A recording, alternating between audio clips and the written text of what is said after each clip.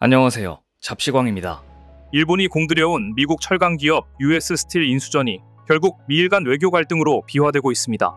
US 스틸 인수 시도가 조 바이든 미국 대통령의 불허 결정으로 무산될 위기에 처하자 일본 제철은 물론 일본 정부와 언론도 일제히 미국을 비판하는 목소리를 냈고, 특히 일본 제철 하시모토 에이지 회장은 바이든 대통령의 위법한 정치적 개입에 의해 심사 과정이 적법하게 실시되지 못한 채 불허 명령이 내려졌다, 절대 받아들일 수 없다며 바이든 미 대통령에게 직격탄을 날렸습니다. 미국에 대해 찍소리를 못하는 일본이 미국 대통령의 이름을 직접 거론하며 비난하는 이례적인 상황이 연출된 것인데요. 이처럼 미국과 일본이 갈등 국면에 놓이자 이때다 싶었는지 중국은 미일 동맹의 갈라치기를 시도 중입니다. 반면 한국은 미국의 공격적 투자를 결정하며 일본을 놀라게 하고 있습니다. 지난 3일 바이든 미 대통령은 일본 제철의 US 스틸 인수 시도에 대해 국가안보와 매우 중요한 공급망의 위험을 초래한다, 30일 이내에 인수 계획을 포기하는 데 필요한 모든 조치를 강구하라고 두 회사에 명령했습니다. 2023년 조강 생산량 순위에서 일본 제철은 세계 4위, US 스틸은 24위였습니다. 일본 제철은 US 스틸을 인수해 미국 시장에 본격적으로 진입할 방침이었는데요. 수년간 그렇게 공을 들였는데 결국 인수가 무산되자 일본에서는 미국 대통령이 중국에 대항해 함께 공급망 강화를 추진했던 동맹국 기업의 인수 시도를 막은 것은 전례를 찾기 힘들고 비합리적이라며 불만을 터뜨렸습니다. 일본 언론들도 일제히 미일 관계에 화근을 남길 것이다, 부당한 정치 개입이라며 강한 논조로 바이든의 결정을 비판했습니다. 이처럼 일본 정부와 여당 간부, 언론이 한 목소리로 미국 정부를 비판하는 것은 일본과 미국의 관계를 보면 상당히 이례적 모습이었습니다. 이를 두고 이시바 시게루 일본 총리가 바이든 대통령에게 서한을 보내 인수 승인을 요청하는 등 민관 총력전을 벌였음에도 인수가 성사되지 않은데 따른 불만이 반영된 것이라는 분석인데요. 이런 상황이 즐거웠던지 중국 관영 매체 신화통신은 논평에서 미국 정부의 이번 결정은 정치적 고려가 경제 논리를 능가하고 국가 안보 개념을 일반화해 보호주의를 행한 또 하나의 사례이다, 동맹국도 미국의 포위 사냥 대상이 될 수 있다고 주장하면서 미국과 일본의 관계를 이간질하기 위해 애썼습니다.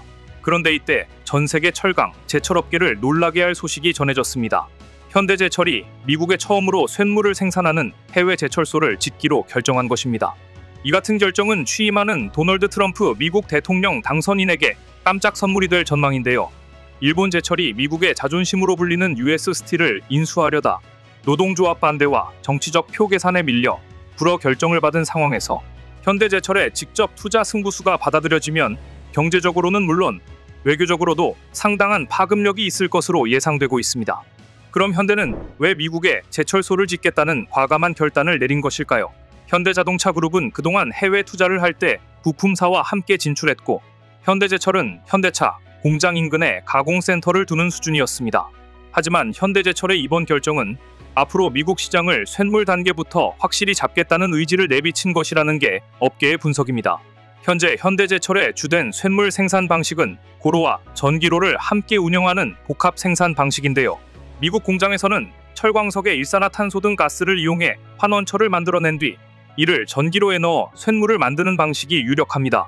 이와 관련해 철강업계 관계자는 고로 생산 방식은 탄소 배출이 많아 신규 허가를 받기 어렵고 기존 고로 운영 회사들의 견제와 반발이 심해 외국 기업이 추진하기는 쉽지 않다고 평가했습니다. 전기로만 운영하더라도 환원철과 순도 높은 고철을 함께 원료로 사용한다면 충분히 품질을 유지할 수 있다는 것이 현대제철의 구상인데요. 전기로는 고로에 비해 탄소 발생량이 적고 쇳물 생산을 멈추기 어려운 고로와 달리 시황에 따라 운영을 일시 중단할 수 있어 탄력적 운용이 가능하다는 장점이 있습니다. 물론 높은 전기료가 단점이지만 미국은 에너지 가격이 한국보다 낮은 데다 트럼프 당선인이 에너지 비용을 크게 떨어뜨리겠다고 약속했기 때문에 이런 구상을 한 것입니다. 무엇보다 현대의 이런 결정은 현대제철의 제철소 운영은 1차적으로 그룹사 수요에 부응하는 목적이 큽니다. 다만 향후 미국 내 다른 완성차 업체 등으로 판매처를 넓힐 가능성이 높은데요. 자동차 한 대당 필요한 강판은 약 1톤으로 미국 내 현대차 그룹 생산량은 연 120만 대가량입니다. 연 200만 톤에서 300만 톤 생산을 목표로 제철소를 지을 경우 제너럴 모터스나 포드 같은 다른 완성차 업체에 자동차용 강판을 판매할 가능성이 큽니다. 현재 현대제철은 연 500만 톤 규모 자동차용 강판을 생산해 이 중 17%를 현대차, 기아 외 해외 완성 차업체에 팔고 있는데 이 비중을 40%까지 높여 계열사 의존도를 낮추고 차량 용광판 글로벌 톱3가 되겠다는 목표를 세우고 있습니다. 이 같은 현대제철의 구상은 미국을 다시 위대하게를 외치는 트럼프 당선인의 정책과도 궁합이 맞습니다. 트럼프 당선인은 지난달 초 US 스틸 매각에 대해 완전히 반대한다. 세제 혜택과 관세로 미국 철강업을 다시 강하고 위대하게 만들 것이며 그 일은 빨리 일어날 것이라고 선언했습니다. 이 말을 실현하려면 두 차례 세계대전 과정에서 세계를 호령했다가 지금은 존재감이 사라진 미국 철강업에 부응시켜야 하고 이를 위해서는 외부 투자가 필수적입니다. 관세 문제에서도 미국 제철 소건설은 장점이 있습니다. 트럼프 당선인이 주장하는 대로 멕시코와 캐나다산 생산품에 25% 관세를 부과하고 세계를 상대로 20% 보편 관세를 매길 경우 미국 본토가 아닌 미국 이외의 지역에서 하는 해외 생산은 그동안 있었던 저렴한 인건비라는 경쟁력이 상당 부분 사라지게 됩니다. 또한 현대제철의 미국 제철 소건설은 최종 완성차의 경쟁력을 높이는 데도 기여할 수 있다는 게 현대의 생각입니다. 미국 정부와 의회는 중국 견제를 강화하면서 각종 보조금 수령 과정에서 원산지 규제를 갈수록 까다롭게 바꾸는 중인데요. 현대차가 주력하는 전기차와 하이브리드 차는 사실상 차체와 배터리가 가치 사슬의 대부분을 차지하는 만큼 쇳물부터 미국산 차량은 규제를 피하고 정책적 지원을 받는 데 유리할 수 있다고 보는 겁니다. 즉, 일본이 그렇게 미국 현지 진출을 희망하는 이유도 현대제철이 미국 진출을 계획하는 이유도 모두 도널드 트럼프 2기 행정부의 출범으로 인해 강화되는 보호무역주의에 대응하는 한편 주요 시장인 미국발 수요를 흡수하기 위해서라고 볼 수 있습니다. 현진의 생산 거점을 구축해야 두 마리 토끼를 모두 잡을 수 있다고 판단한 것입니다. 업계에 따르면 현대제철은 미국 현지에 자동차용 강판을 생산하는 전기로 건설을 위해 루이지애나, 텍사스, 조지아 등 남부 지역주 정부와 투자 관련 논의를 진행하고 있는 것으로 알려졌는데요. 과연 언제 이 일이 착수될지 세계가 숨죽이며 지켜보고 있습니다. 한편 현대차는 글로벌 시장에서 상당한 점유율을 확보한 데 이어 최근에는 획기적인 방법의 판매 전략을 시도하고 있습니다. 현대차가 미국 최대 전자상거래 플랫폼 아마존에서 소비자들이 자동차를 직접 구매할 수 있게 하는 서비스를 시작한 겁니다. 현대차 미국 판매 법인은 아마존 사이트를 통한 자동차 판매를 본격적으로 제공한다고 밝히면서 이는 자동차 업계 최초이자 현재까지 유일한 브랜드라고 강조했습니다. 현대차는 지난 2023년 11월 로스앤젤레스 오토쇼에서 아마존과의 전략적 파트너십 체결을 발표하면서 차량 판매 계획을 처음 밝혔고 이후 1년여간의 준비 끝에 드디어 아마존 내 오토스코너에서 자동차를 판매할 수 있는 시스템을 만들었는데요. 이 사이트를 이용하면 몇 번의 클릭만으로 금융 서비스를 확보하고 전자서명 서류를 작성하는 등 주문 절차도 간편합니다. 결제 후에는 원하는 곳의 현대차 딜러 매장에서 차량을 인도받을 수 있습니다. 현대차는 이런 구매 과정이 투명하고 포괄적인 가격을 제공해 미국에서 흔히 이루어지는 차가 격흥정이 필요하지 않다고 강조했습니다. 예전에는 한국 자동차 회사들이 미국이나 일본의 뒤를 따라갔다면 이제는 이렇게 판매 기법까지 업계 최초로 과감하게 시도하고 있는 것인데요. 지난 9월 한국은 반도체와 자동차의 수출 호조세에 힘입어 최고 실적을 기록했습니다. 효자는 반도체와 자동차 수출 실적이었습니다. 대미 대중 수출도 동반 최고를 기록하면서 한국이 조만간 일본을 제치고 글로벌 수출 탑5 위에 올라선다는 기대감이 높아지고 있습니다. 그런가 하면 영국 싱크탱크 경제경영연구소는 장기 전망을 담은 세계 경제 순위표 2025 보고서에서 올해 한국의 경제 규모가 세계 13위에서 12위로 한 계단 상승할 것이라고 전망하기도 했습니다. 이미 한국의 1인당 GDP는 일본을 앞섰습니다. 이것은 한국만의 주장이 아니라 일본 정부의 통계에서 나온 수치입니다.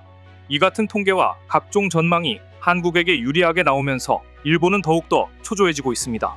그런데 하필 US 스틸 인수까지 무산된 것입니다. 일본 제철은 미국 정부를 상대로 소송을 제기해 인수 불허 명령의 절차적 정당성에 하자가 있다고 주장할 방침이지만 전문가들은 결론이 나기까지 오랜 시간이 걸리는 데다 승소 가능성도 크지 않다고 전망합니다. 연초부터 우리 방산업계가 바쁜 가운데 최근 트럼프가 한 라디오에 출연해 동맹국인 한국을 콕 집어 언급했다는 소식이 전해지면서 난리가 났습니다. 오랜 관계를 맺어온 일본의 손을 뿌리치고 한국으로 방향을 틀었다는 이야기가 전해지는 등 미 칠함대 사령부 함정 사업까지 한국이 차지할 거라는 이야기가 나오고 있기 때문인데요. 이렇듯 미국에게 요청받지 못한 일본은 다급하게 방향을 틀어 인니에게 구걸하는 상황에 이르렀다고 하는데, 이에 대해 자세히 알아보겠습니다. 얼마 전 우리 방산업계가 이지스 구축함, 정조 대왕함에 이어 최신의 호위함 충남함까지 조기에 인도하면서 해외에서 러브콜이 쏟아질지 이목이 쏠리고 있습니다. 우선 태국 해군의 차세대 호위함 사업에 관해 이야기가 오가고 있는 만큼 수주 가능성이 크다는 전망이 나오는데요. 방산업계에 따르면 지난달 HD 현대중공업이 최신의 호위함 충남함을 해군에 인도하면서 조기에 전력화를 완료했습니다. 충남함은 길이 129m, 폭 15m 규모의 다목적 전투함으로 최대 30노트 속력으로 운항할 수 있으며 하이브리드 추진 체계 적용으로 작전 수행 능력이 향상된 게 특징입니다. 또한 360도 전방위 탐지, 추적, 대응이 가능한 사면 고정형 다기능 위상 배열 레이더를 포함한 복합 센서 마스트를 개발해 다수의 대공 표적에 동시 대응할 수 있는 대공전 능력을 강화했습니다. 더구나 한국형 수직 발사 체계를 탑재해 다양한 유도탄을 동시에 운용할 수 있고 각종 소나를 탑재해 대잠전 능력도 갖췄습니다. 이렇듯 최첨단 전투 체계와 고성능 탐지 장비, 강력한 무장을 탑재한 충남함은 서해 수호의 핵심적 역할은 물론 해외 수출 가능성이 높아지고 있어 주목되고 있습니다. 실제로 앞서 태국 국방위가 방한한 가운데 자국의 호위함 사업을 언급하며 우리 방산업계에 적극적인 협력을 희망한다고 밝히며 우리 측의 참여를 요청했다고 전해집니다. 그리고 방산업계 관계자들도 해군에 조기에 인도한 것도 해외 수출을 준비하기 위해 속도를 낸 것이라고 봤는데요. 대잠 능력 등 기술적 업그레이드를 한 충남함을 실전에 빠르게 배치함으로써 경쟁력은 물론 기술적 성숙도를 세계 시장에 제대로 보여줄 수 있는 기회가 되기 때문입니다. 여기에 더해 한화 시스템이 우리 해군 함정의 핵심 운용 체계를 국산화하기로 하면서 기술적 차별성을 통해 확실한 우위를 점할 것으로 보이는데요. 실제로 이는 국내 전투함 최초 통합기관제 어체계 개발이라는 점에서 큰 의미가 있으며 미국 등 일부 선진국만 보유하고 있던 기술을 국산화함으로써 후속 군수 지원과 성능 개량이 가능해질 것으로 보입니다. 이런 상황에 미국도 계속해서 한국을 찾고 있는 중인데요. 실제로 최근 트럼프가 공개석상에서 선박이 필요하다며 대놓고 동맹국인 한국을 꼭 집어 거론하는 등 SOS를 요청하는 이례적인 일이 벌어져 발칵 뒤집어졌습니다. 외신에 따르면 트럼프 당선인은 지난 7일 휴 휴잇 라디오쇼에 출연해 미국 해군 재건과 관련해 한국에 도움이 필요하다고 밝혔습니다. 이날 트럼프는 해군을 재건할 것이냐는 질문에 선박이 필요하지만 우리는 배를 더 이상 만들지 않는다면서 선박 건조와 관련해 동맹국을 이용할 수 있을 것이라고 말했습니다. 이날 트럼프가 언급한 동맹국은 한국을 지칭한 것으로 트럼프는 앞서 대통령 당선 직후 한국의 세계적 군함과 선박 건조 능력을 잘 알고 있다며 선박 수출뿐만 아니라 보수, 수리, 정비 분야에서도 협력할 필요가 있다고 밝혔었습니다. 이런 이유로 조만간 미국이 한국의 선박 건조 관련 협력을 요청할 수 있다는 관측이 나왔는데요. 미 해군이 아직은 해외 조선사의 비전투함 유지, 보수, 정비, MRO 사업 참여만 허용하고 있지만 앞으로 전투함, MRO 및 함정 건조까지 한국에 맡길 수 있도록 규제를 완화할 거라는 겁니다.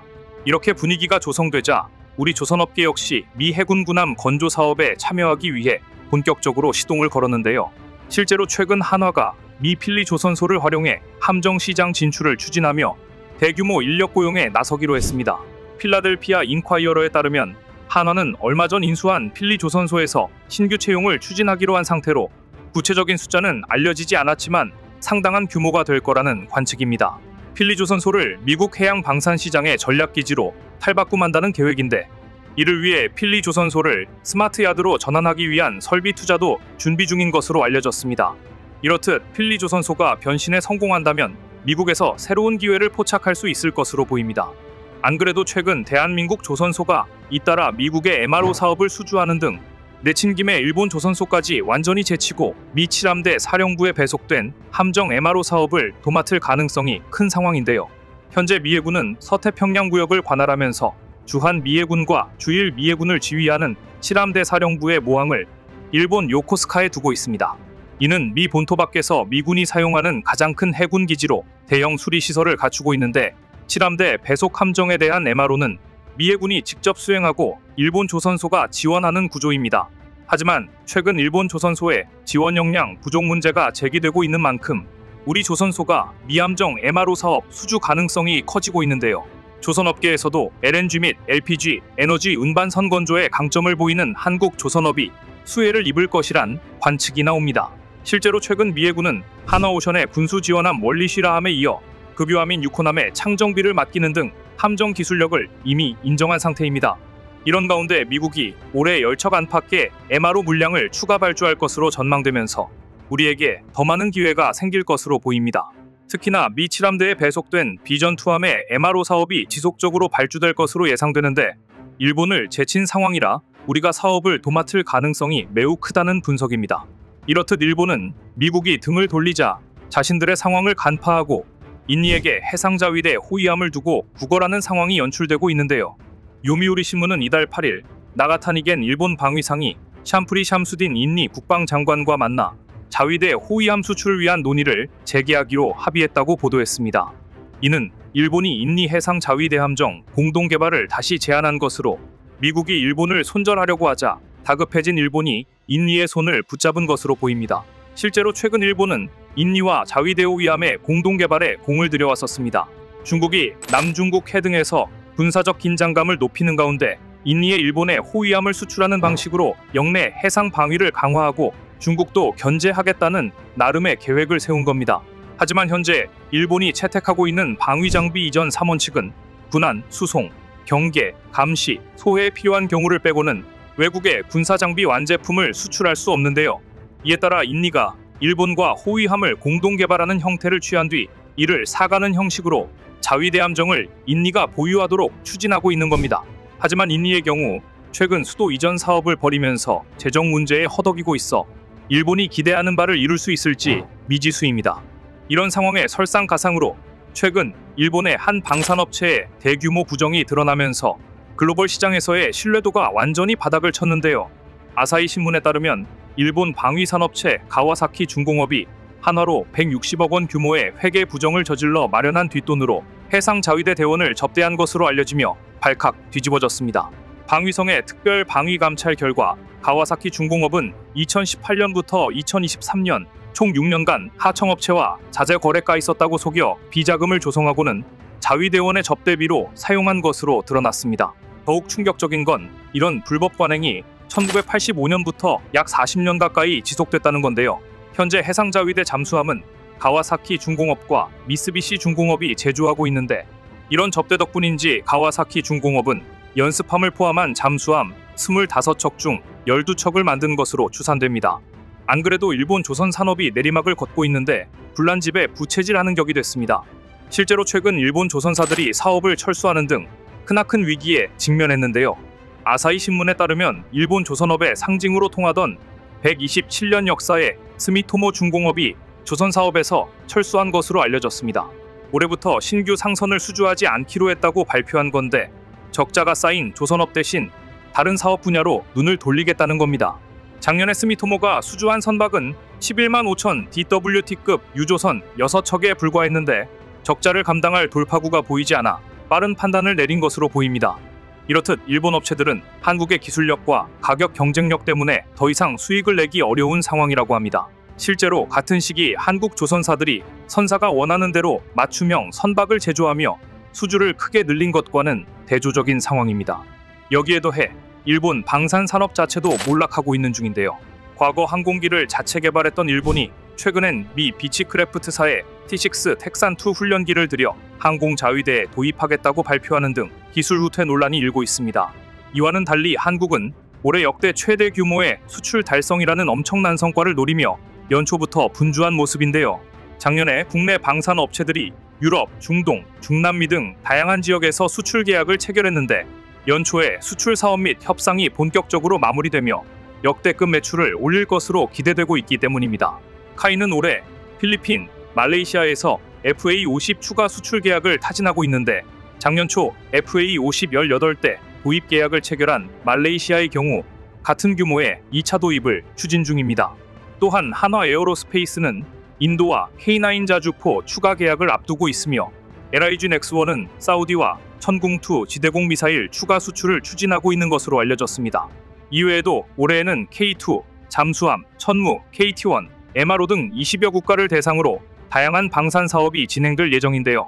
대한민국 방사는 정말이지 한계가 없어 보입니다. 인도네시아와 일본의 방산 협력이 가시화하고 있습니다. 하지만 우리는 알고 있습니다. 돈 안 내기로 유명한 인도네시아와 비리와 부정으로 얼룩진 일본이 만났기 때문에 이 협력의 결말은 그다지 긍정적이지 않을 가능성이 높다는 것을 말입니다. 최근 요미우리 신문은 일본이 인도네시아의 해상 자위 대함정 공동 개발을 다시 제한할 방침이라고 보도했습니다. 그동안 일본은 인도네시아와 일본 자위대의 호위함 공동 개발에 공을 들여왔습니다. 일본의 주장은 다음과 같습니다.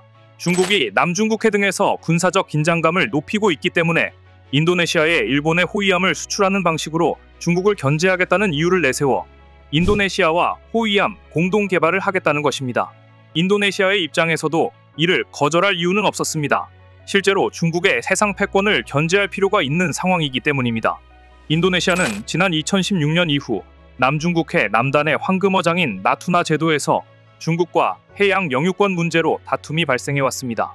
자국 해역에서 중국 선박의 불법 조업으로 어려움을 겪으면서도 최대 무역국인 중국의 심기를 건드리기 어려워 골머리를 앓고 있는 상황이기도 한데요. 일본은 이런 인도네시아 속사정을 잘 알고 있었고 인도네시아가 시급히 해결해야 할 문제인 해상 방위력 장비 현대화를 일본 해상 자위대 호위함을 기반으로 함정 공동 개발을 통해 해결하라고 재촉했습니다. 하지만 두 나라의 호위함 공동 개발 사업은 조코위도도 전 정권 하에서 막대한 자금이 들어가는 수도 이전 등이 추진되면서 교섭이 정체되어 왔습니다. 그러나 일본은 포기하지 않았습니다. 프라보어 수비안토 대통령 취임으로 정권이 교체되자 먼저 나카타니 방위상이 인도네시아를 직접 방문해 교섭 의향이 있는지를 확인했습니다. 이후 이시바시 게루 총리의 인도네시아 순방 때 직접 프라보어 대통령과 회담해서 이 문제를 설득하겠다는 계획입니다. 이번에도 이시바 총리의 외교적 협상력이 시험대에 오를 텐데요. 하지만 인도네시아는 돈이 있어도 지불하지 않는 국가인데 지금 당장 수도 이전이라는 시급한 과제를 안고 있는 상황 때문에 교섭이 정체된 상황입니다. 이시바 총리가 설득에 성공한다 해도 추후 호위함 비용을 지불할지 의문입니다. 일본의 수출 가능성 역시 불투명합니다. 아니, 원칙적으로는 불가능합니다. 일본 방위장비 이전 3원칙 운용 지침에 따르면 완성품 수출은 재난구제, 수송, 경계, 감시, 소해 총 5가지 경우에 해당할 때에만 가능합니다. 따라서 호위함 및 잠수함은 이 원칙에 해당하지 않습니다. 일본도 이 사실을 분명 알고 있습니다. 하지만 일본은 이런 장비 이전 원칙을 교묘하게 피해갈 방법을 생각해냈습니다. 완성품을 그대로 수출하는 것은 현행 지침상 불가능하니까 일본과 인도네시아의 공동 개발 형식을 취해 함정 및 잠수함을 인도네시아에 이전하는 꼼수를 계획한 것입니다. 그러니까 공동 개발은 보기 좋은 허울에 불과합니다. 인도네시아 입장은 어떨까요? 일단은 박쥐 전략으로 나가는 분위기입니다. 인도네시아는 중국과 경제적인 연결이 강력하지만 중국의 일방적인 남중국해 진출은 경계해야 하는 처지입니다. 프라보어 대통령은 지난 4월 베이징에서 시진핑 중국 국가주석과 회담한 직후 다음 행선지로 일본을 방문해 당시 기시다 후미오 당시 총리와도 안전보장 협력 강화 방침을 확인하는 등 중국과 일본 사이를 교묘하게 왔다 갔다 하는 모습이었습니다. 국가 간 이해관계도 불분명하지만 일본 방위산업이 가진 치명적인 약점도 문제입니다. 일본은 각종 비리와 조작으로 얼룩진 기업들로 인해 골머리를 앓고 있습니다. 인도네시아가 돈 안 내고 버티는 것으로 유명하다면 일본 방산 기업들은 성능 조작과 비리로 유명합니다. 정말 우열을 가리기 어려운 최악의 조합이라고 볼 수 있는데요. 이러니 두 나라가 손을 잡아도 과연 이 공동 개발이 계획대로 될지는 의문입니다. 심지어 작년 9월 일본 3대 중공업 기업 중 하나인 가와사키 중공업이 선박 엔진의 연비를 조작해온 사실이 드러나 일본을 발칵 뒤집어 놓았습니다. 니혼게이자이 신문은 가와사키 중공업이 2000년 이후 제조된 선박 674척을 조사했는데 단 한 척을 제외한 673척에서 연비 데이터를 조작한 사실을 확인했다고 보도했습니다. 조작이 확인된 엔진은 모두 상업용 선박에 사용됐으며 일본 선적이 27척이고 외국 선적이 646척이었습니다. 이에 따라 국토교통성은 질소산화물 배출량의 적합 여부가 확인될 때까지 가와사키 중공업의 규제 기준 충족을 확인하는 증서를 발급하지 않기로 했는데요. 그런데 비리는 여기서 끝이 아니었습니다. 가와사키 중공업은 해상 자위대의 잠수함 승조원들에게 금품까지 제공한 것으로 드러났습니다. 최근 일본 제조업계에서는 품질 인증이나 성능을 둘러싼 부정 행위가 잇따라 적발되고 있는데요. 도요타 자동차의 경우 도요타 자동직기 다이아스, 히노 자동차 등 그룹사가 품질 인증 과정에서 부정 행위를 저지른 사실이 드러났고, 지난해는 미쓰비시 전기가 원전이나 철도 회사 등에서 사용되는 자사 변압기에 40년간 부정이 있었다고 시인했습니다. 일본 제강도 발전소 터빈과 발전기의 축으로 사용되는 로터 샤프트 등 2가지 제품에서 부정이 행해진 사실이 발각됐습니다. 그런데 일본 3대 중공업인 가와사키마저 오랜 세월 데이터 조작을 해온 사실이 드러난 겁니다. 비리는 이 정도에서 끝이 아니었습니다. 한술 더 떠 가와사키는 뒷돈으로 자위대원을 접대하고 잠수수당을 부정 수령하는 등 무려 160억 원대의 비리를 저질러온 것까지 드러나면서 일본 사회를 곤혹스럽게 만들었습니다. 아사히 신문 등 현지 언론에 따르면 일본 방위성이 특별 방위 감찰을 추진한 결과 가와사키 중공업은 2018년부터 2023년 6년간 하청업체와 자재 거래가 있었다고 속이는 방식으로 비자금 17억엔을 조성한 것으로 확인됐습니다. 가와사키 중공업은 이 뒷돈을 임직원들이 사용하거나 자위대원 생활용품 구입이나 접대비 등으로 이용했는데요. 해상자위대는 자위 함내, 사용 비품 등 희망 물품 명단을 가와사키 중공업에 직접 전달하기도 한 것으로 드러났습니다. 주로 게임기 등 사적 물품이었다고 합니다. 방위성은 기록이 남아있지 않아 어느 정도 금액이 자위대원 접대에 쓰였는지는 불분명하다고 설명했지만, 이러한 관행은 1985년부터 약 40년 가까이 지속된 것으로 드러나 그동안 어떻게 이런 일이 감사에 걸리지 않았는지 일본 사회를 충격에 빠뜨렸습니다. 조사 결과에 따라 가와사키 중공업은 방위성 관련 잠수함 건조와 수리 등을 담당한 임원을 퇴임시키는 한편 회장과 사장도 월급 일부를 반납하기로 했는데요. 하지만 이 정도로 파문은 가라앉지 않고 있습니다. 현재 해상자위대 잠수함은 가와사키, 미쓰비시 중공업이 제조하고 있는데요. 가와사키 중공업은 연습함을 포함한 잠수함 25척 중 12척을 만든 회사인데 뒤로는 이렇게 비리를 저질러왔던 것입니다. 한편 일본 방위성은 이번 감찰을 통해 함정에서 자격이 없는 자위대원에게 중요한 비밀 취급을 맡긴 사례도 104건이나 새롭게 발견했습니다. 또한 실제로 잠수하지 않고 부정하게 관련 수당을 받은 대원 86명도 추가로 적발했습니다. 파도 나오는 비리라고밖에 말할 수 없습니다. 하시모토 야스히코 가와사키 중공업 대표는 기자회견을 열고 모든 고름을 짜낸다는 각오로 재발 방지에 철저하게 임할 것이라고 밝혔지만, 일본 제조업의 비리와 부정은 이미 일본 사회에 깊숙이 침투해 있어 사실상 고치기 힘든 지경에 이르렀다는 게 중론입니다. 그런데 올해 초 이런 보도가 있었습니다.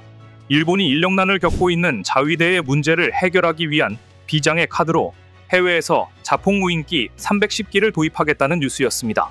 이 뉴스를 들은 많은 사람들은 여기에서도 비리가 있을 가능성이 매우 높다고 예상하고 있습니다.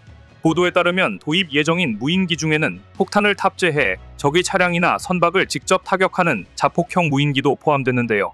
자위대가 이처럼 자폭형 무인기를 일본에 들이는 것은 처음 있는 일이었습니다. 자위대는 이미 이스라엘, 호주, 스페인제 무인기로 운용시험을 실시한 것으로 확인됐는데요. 구체적인 기종은 추후 일반 경쟁 입찰로 결정됩니다. 우크라이나 전쟁 등에서 러시아와 우크라이나 양측 모두 무인기를 활발히 사용한 것을 보면서 자위대도 무인기를 도입해 훈련을 하겠다는 것인데, 문제는 예산입니다. 일본 방위성은 2025년도 예산안에 소형 공격용 무인기 취득 비용으로 약 300억 원을 계상했습니다. 일본은 무인기 도입에 지난해부터 5년간 약 1조엔 무려 9조 3,200억 원을 투자하겠다고 밝힌 바 있습니다. 저출생과 중도 퇴직하는 대원이 늘어나며 인력 부족으로 고심하고 있던 자위대에게 대원을 직접적 위험에 노출하지 않는 무인기는 비장의 카드라며 무인기에 이렇게 많은 예산을 쓰고 있는 것인데요. 아울러 금년도 예산안에는 정찰용 무인기, 취득 비용 및 수송용 무인기 조사 및 실증비가 포함되어 있습니다. 과연 무인기 도입에는 또 비리가 없는지 이제 자위대가 무엇을 해도 국민들의 의심의 눈초리가 따라오는 실정입니다. 오늘 준비한 소식은 여기까지입니다. 댓글을 통한 여러분들의 많은 의견 기다리겠습니다. 시청해주셔서 감사합니다.